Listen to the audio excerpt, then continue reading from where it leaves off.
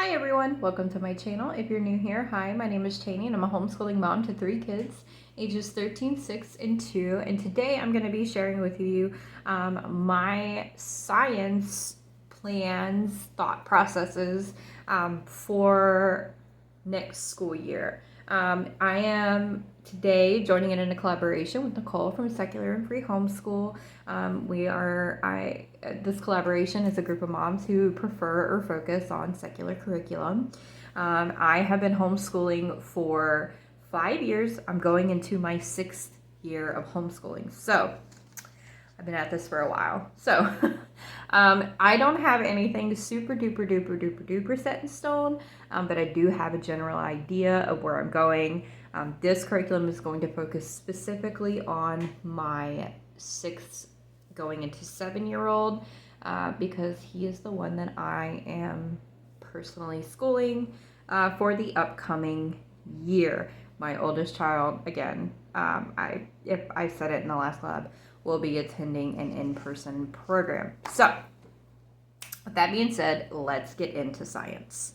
Now, I have 3 things that I plan to be focusing on this upcoming year, and that is nature study, a big unit study on a topic of choice, and health. I always try to check off 3 boxes, something nature-ish, something more deep science-ish, and something in the health area, health PE type of thing. So I am going to start with this because this is the newest, coolest thing that I have found thus far. This is the Georgia Nature Guide, a full year Charlotte Mason inspired curriculum from ChickieandRoo.com. Now she has curricula for so many states. She has more than just Georgia. I don't remember who I saw that shared this, but I saw this and I just kind of fell in love with it, and I have had it in my cart forever, and I decided this year that I was just going to go with it. I think that it's going to work really well. With my 6-year-old, he's very into nature. He's very into like nature hikes and binoculars and exploring the wilderness and meeting all of the animals and raptor centers. Like, he really loves that stuff. So I've never done a formal nature study curriculum before, but I saw this and I really wanted to go through it. Now, if you have ever seen the Exploring Nature with Children curriculum, this gives me those vibes, but this is specific to, you know, nature in our area. A lot of nature things that I see kind of suck for us because we live in Georgia, specifically in southeastern coastal Georgia. So, you know, we're not going to have any snow. We're not going to have any like hibernating animals or like anything like that. We barely have seasons. We have like the pollination, false fall, second summer, you know, 2 weeks of winter, and then back to summer again. So this is going to follow along with that a lot more closely. So I printed out, because this is a digital product. This is a digital curriculum. So there are hyperlinks and stuff in here, but I just printed this out so that I could show you. And I printed out the first month here of August. So this will be for August. Here is kind of like the explanation here. You learn about plants, animals, cultivation, biome, and more within lessons for each week. It's been designed with all ages, and you may expand on each topic. So you could definitely do this as an older student. I am not going to be doing like the expanded reading in the not field guides, but the, where are they? Yeah, okay, so the expanded information in the Handbook of Nature Study by Anna Botsford-Cornstalk and Nature Anatomy by Julia Rothman. I didn't buy either one of those books because I don't plan on doing that extended reading with my 6/7-year-old. I don't think it's necessary. If we want to know more, we'll we'll watch the videos, or we'll check out books on the library. But I didn't feel the need to buy those books, not right now. So you have suggested field guides, you have weekly themes overview, a weekly grid, and a daily guide. And then past that you have anatomy and activity sheets. So, oh, and then you also have definition cards. Now, I didn't print out. I do know that at the end of August, there was like a card game, like a memory match game with animal tracks. I didn't print that out because I just didn't want to waste the ink, and I know that that's going to get lost before the school year started. So here they give you a suggested list of field guides, and then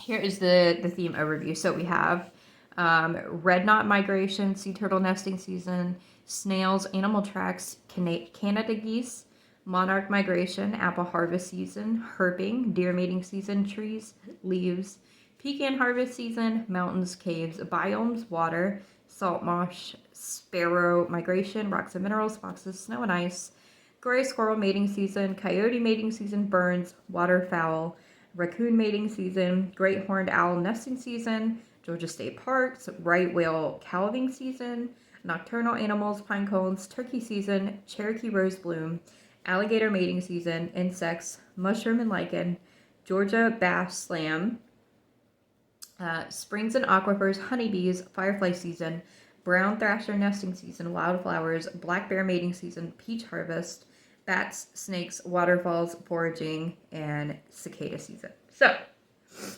that is a pretty thorough overview, and it's set up by week. So this goes from August to July for the state of Georgia. Now, I don't know if we'll do every single week of this, but from the way that I'm looking at it, it's kind of like exploring nature with children, where you can kind of jump in and jump out, and you can keep going over year after year. I think that this is a good purchase that will last you a long time.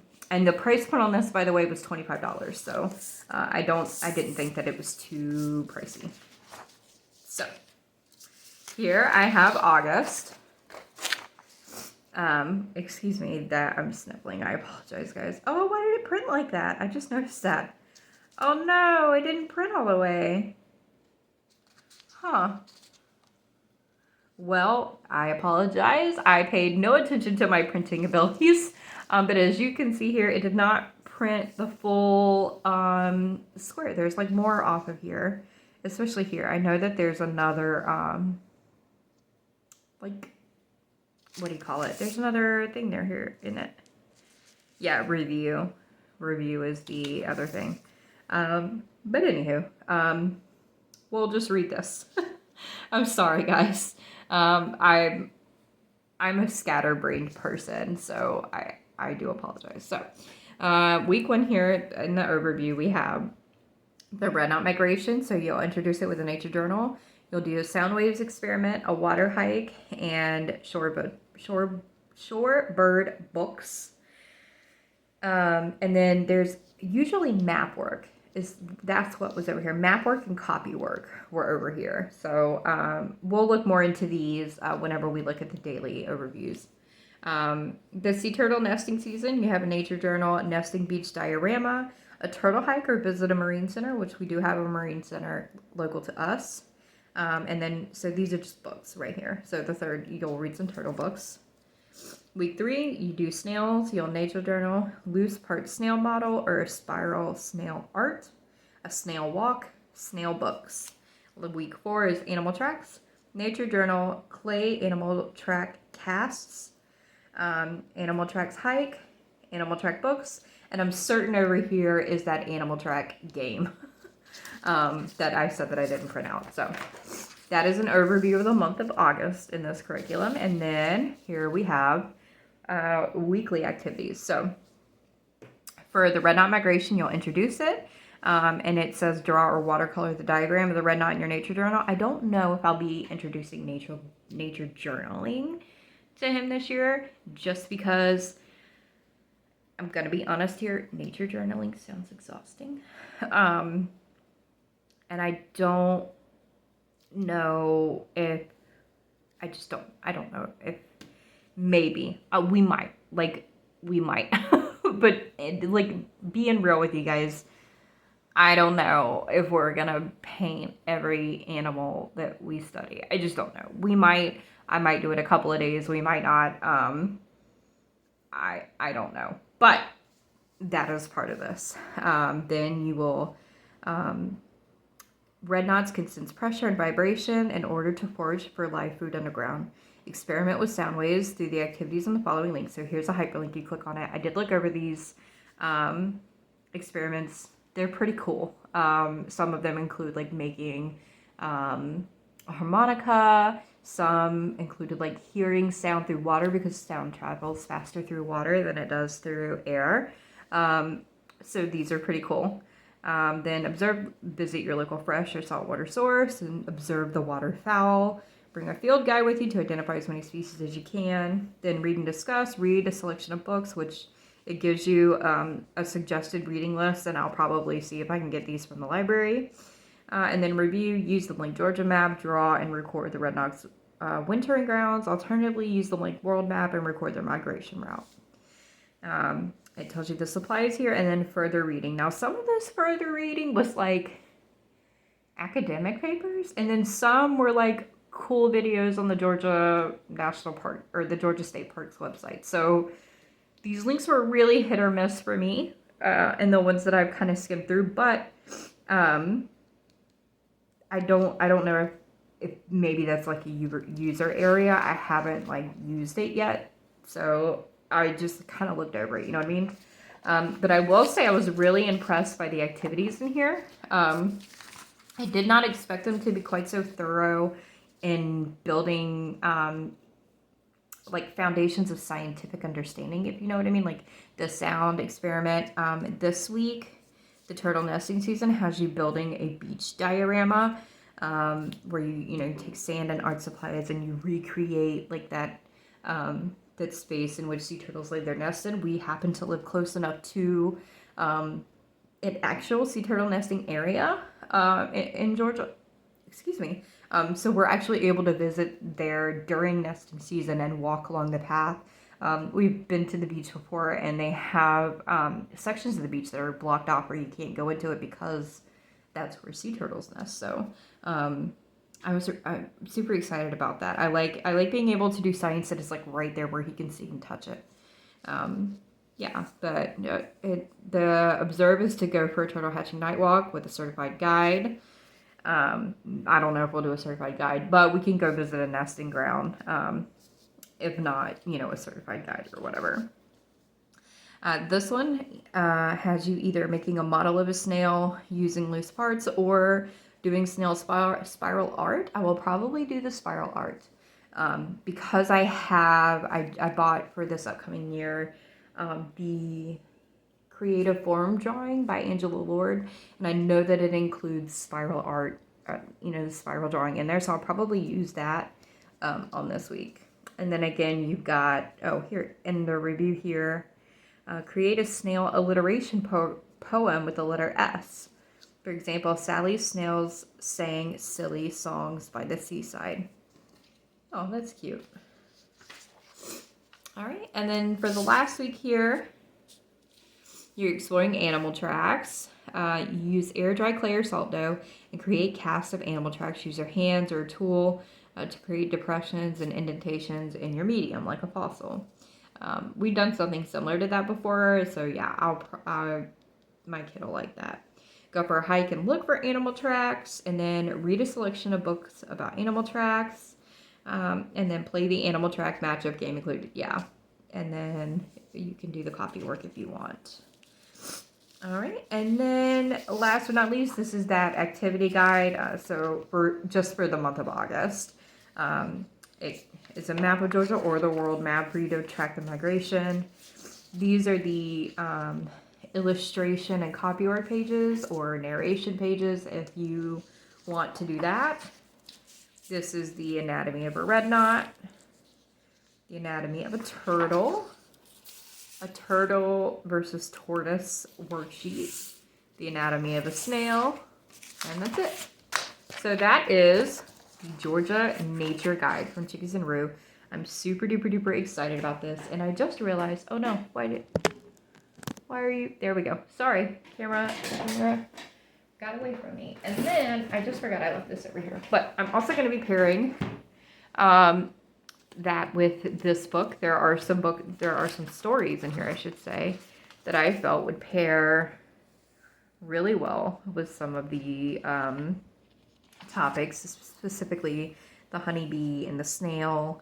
There's some spiders in here. Yeah. Also, this is going to go well with another thing because it's got like atmosphere in the sun, day and night, the year and its seasons. So that's going to go well with my unit study for the year. But yeah, so this is the year-long science curriculum that I chose for the year that we will go in and out of. And the one that we'll probably use the most throughout the full year. So there's that. Okay. I did want to show you, I did pick these up. I picked these up for my oldest son for this year, but I will be going through these with my younger son next year as well. These are just readers from Graphic Library. These are the Max Axiom series. And this one is Investigating the Scientific Method, The Solid Truth About States of Matter, and the Dynamic World of Chemical Reactions. This is not in depth, but it's just graphic novels. And I really, really like this Max Axiom series. I will probably get more. If you see these at your library or something, like definitely pick them up. I think that they're really great. And so it's just great to do for a day, talk about, you know, what you learned. And then it's usually got a glossary and a read more at the end. But I like these little graphic library things. And I pulled them out because I'm going to make a point to go through these books with my 6/7-year-old next year. It's weird thinking about him as a 7-year-old. There's no way he's that big. Time is marching too fast. But yeah, so those. The next thing that I'm going to be going through with him is this It's Not the Stork series. Now, I went through the big kid book called It's Perfectly Normal of this publisher, or like this series of books, with my oldest son 2 years ago. Yeah, 2021. Yeah. So the 2021-2022 school year, I went through It's Perfectly Normal with my oldest. And it was really great. We did a lot of good conversations about it. I think that it's a good, comprehensive sex education course. This I bought because it's advertised for ages 4 and up. So I bought this in the hope that, I don't know, that I could kind of start to introduce like some conversations about like body and the difference between boys and girls, because he does have a little sister, you know, it's going to come up. But as I went through It's Perfectly Normal, the big thing that I will say about the series is I really, really hate the illustrations in these books. I don't understand, like, why it was decided to illustrate things the way that they were illustrated. And this is just me personally. Maybe you don't have a problem with the way these are illustrated. I'm not the most prude of people, but I'm also not like the best at talking about this topic to other people, much less my children. So it could be a personal thing. I absolutely hate the illustrations in this book, so much so that when I did it with my oldest, my 13-year-old, I held the book and read it aloud to him rather than him looking at it, because the illustrations made me so uncomfortable.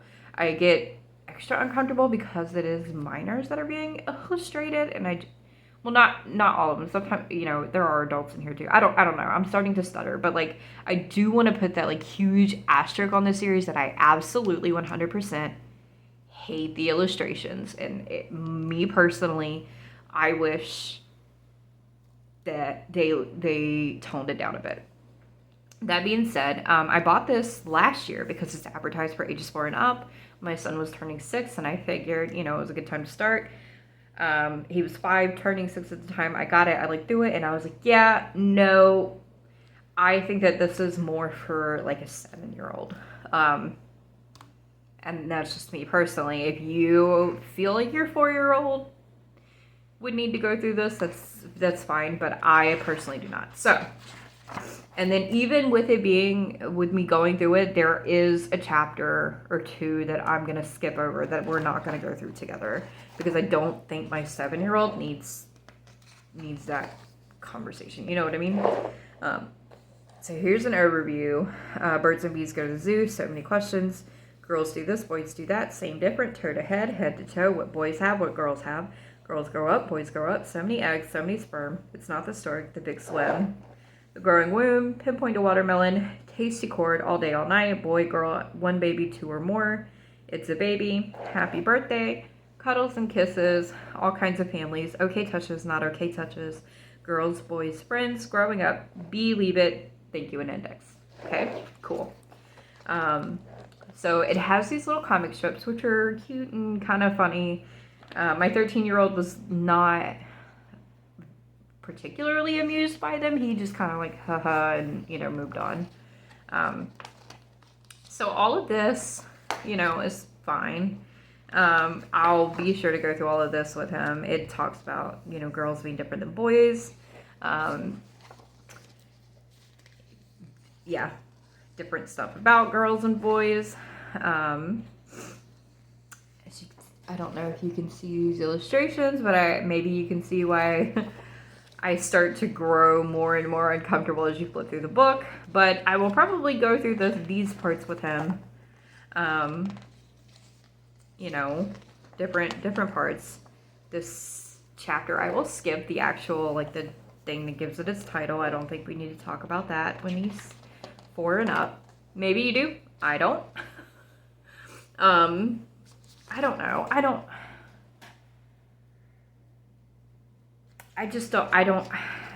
don't think I'm gonna be able to do that with my 7-year-old. I think we can wait on that. But we can, we can kind of, I guess, essentially skip over how the pregnancy gets started and then go to the growing womb and talk about the baby growing in the uterus. The pinpoint to the watermelon, so baby development, how a fetus eats and breathes. I did breastfeed, or am breastfeeding my 2-year-old, so, he's aware of that girls breastfeed and the girls have different body parts than boys. And so he's got a couple of questions about that, and I'd like to just kind of thoroughly go through and have more conversations about that part of it, and help him get a good foundation, a good understanding of this aspect of it. I just don't know that I will go through the birds and the bees with him right now. I don't know. I might change my mind later. I just don't see the purpose in elaborating that. I don't know. He might ask me questions that I won't be able to answer without answering them, But also, my oldest son I am an adoptive step parent of my oldest son, and my son recently became aware of that fact. He recently kind of asked enough questions to be like, okay, well, it's because, he has a different birth mom, or he came out of someone else's belly, and that has led to a lot of conversations about well, dad is his dad, but you're not his mom, but you are his mom. So there's that. And I also I feel the need to make sure that I have this conversation with him. As he is getting bigger and he might start to, maybe go off to his grandpa's or something. I don't know. I just want to make sure that he understands, things that are okay and things that are not okay. And yeah, so there's that. I'm sorry that I stumbled my way through that, but this is science, and it is, this will be his health for this year. And I will also definitely update on this book and how it went with my 7-year-old. And the last thing, which is kind of the biggest thing, that we will be doing is space science. So this is the topic that my son specifically requested. We're going to do a big unit study on it. Things that I don't have with me that I did pick. I did get the unit study packet from Raising Dinos. And I don't have any of that printed out here with me. I do apologize. I will be putting up another more thorough video of my space science unit study. I am looking for some language arts stuff to go with it because I do want it to be a full unit study where the math and language arts are integrated in here, but specifically for the science, I have that stuff here. And I do know that some of the Raising Dino stuff that I purchased has the science in it. So I will have another more in-depth video on my space science unit study, but these are all the science aspects of that space science unit study that I'm going to be using. So first we have this DK Mysteries of the Universe book. This will be my main, I guess, resource book. This and another book that I'm going to show you in a second, but I really, really love this series from DK. I think that these books are gorgeous. I think that they're really, really inviting. They have kind of the museum feel to them where each page is sort of like a spread. And it's just got this snippet of information here. They're beautiful. They're inviting. I like to have them kind of propped up and open so that whatever day we're on, whatever topic we're studying, this is already out and he can come in and kind of read through it. I think that the images are absolutely gorgeous. And see, these aren't huge bites of information. And I think that that's very, very, very digestible for my 6-year-old. He gets really overwhelmed. The DK books that have stuff all over the page, information everywhere. He gets really, really overwhelmed by that. My older son really liked those. My younger son, he gets super overstimulated by stuff like that. So these books, I feel were just the perfect discovery for him. And yeah, so I will be using this. I think that I can't recommend this series high enough. There's a Wonders of Nature. There's an anthology of animals, all kinds of stuff.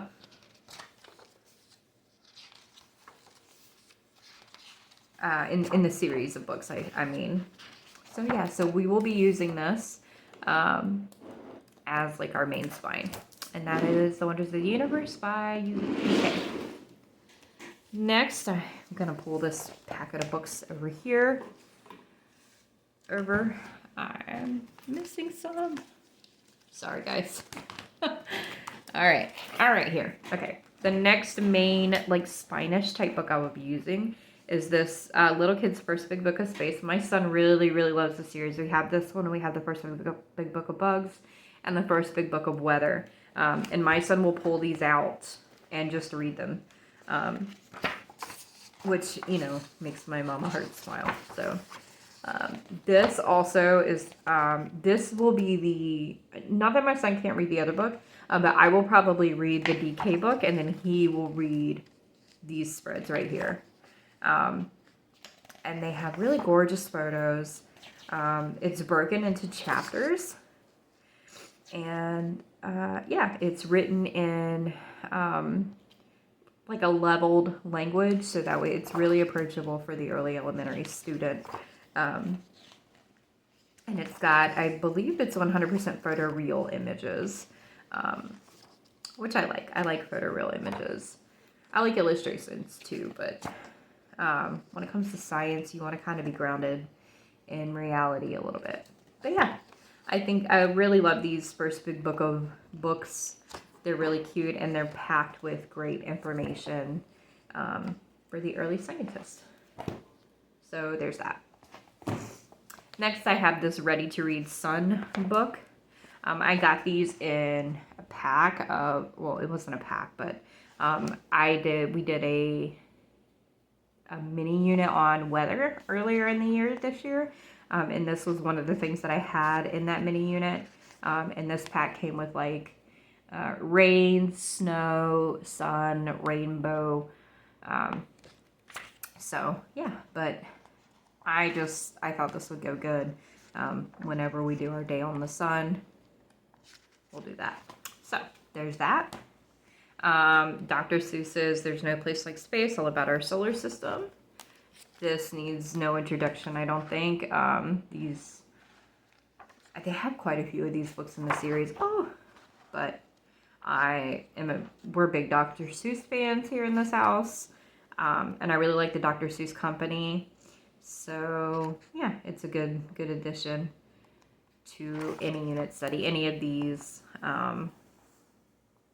are they called? The Cat in the Hat Learning Library. Any of those are great additions.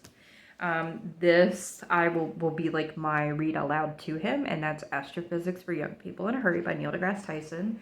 My older son read this year, and while my older son is not particularly interested in space science, my younger son saw him reading this book and was like, "Mom, how dare you get my brother a space book and not me?" So we will read this book together. Now, this definitely has some higher astrophysics concepts in it than what I would expect a 6 to 7 year old to learn, but I think that there's absolutely no harm in reading big concepts to kids, and what he takes away, and what he doesn't, but it's something that he's interested in and he's really devouring.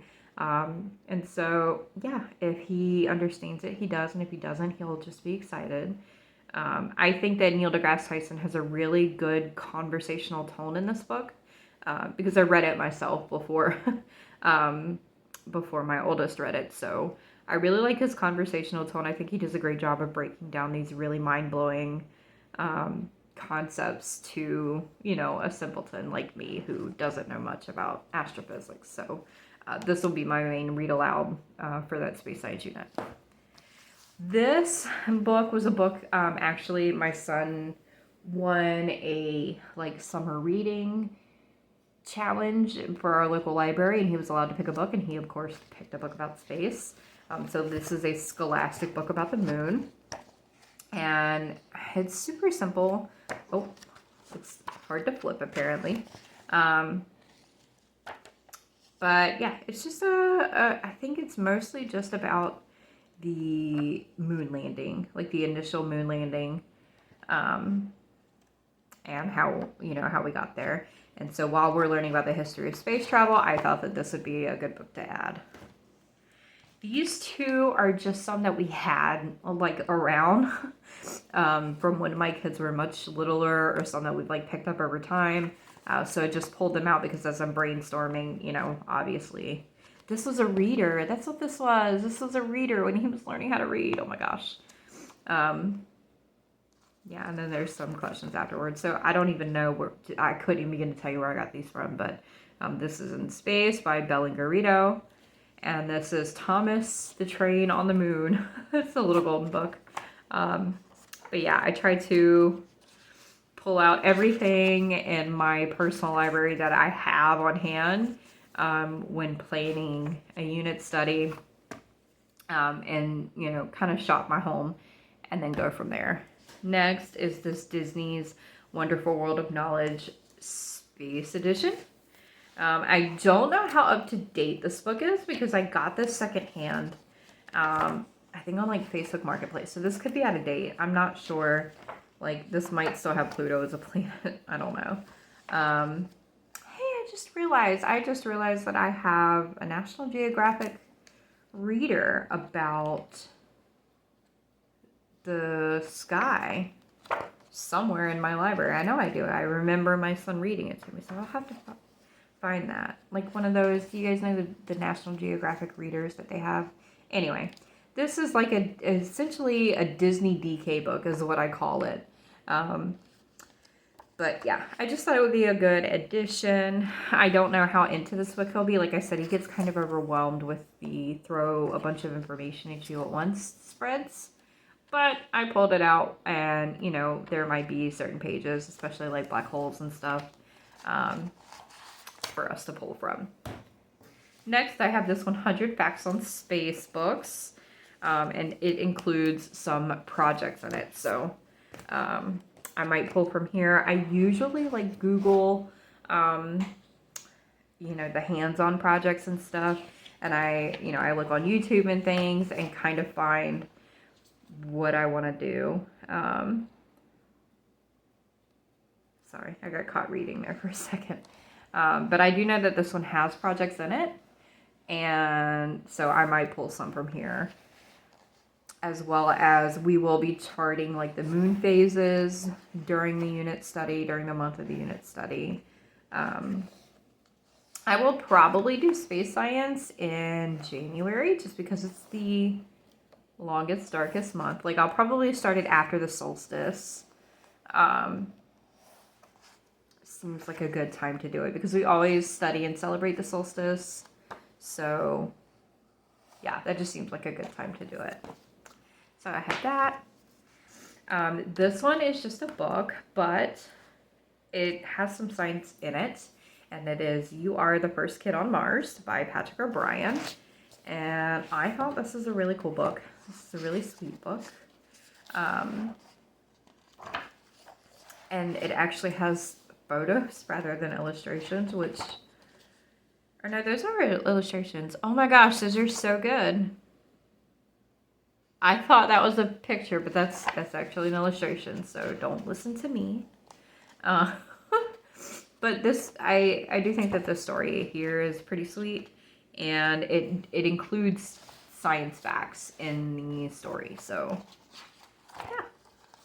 And then here at the end, it's got more about Mars. So we have that, and then we have a Space Atlas, a voyage of discovery for young astronauts. And here is, okay, you guys, I don't know if I'm going to be able to even include this all in here, but it lifts up like this, and then these are, like these open up here into like little booklets, and these open up here as well. There's all of the planets down here, which is pretty cool. And then you close it up, it's got these. Oh gosh, okay. Then you open this one. I'm sorry, I'm getting kind of confused. And open it up here as well. And then this has this, woo, moon. I don't have enough camera space to show this like full spread here. But this spread is about the moon. So yeah, so each page has these like fold ups here. Like this is an atlas, and then you fold up. And there's more information about like stars and constellations. Yeah, so I really like this book. I think that this is a cool book to add, what you know, even if you're not doing a unit study, just being able to lift the pages up like that, it like adds extra page. I don't know. And then this last one is like the space station. Universe. This also down here is another little like open up booklet.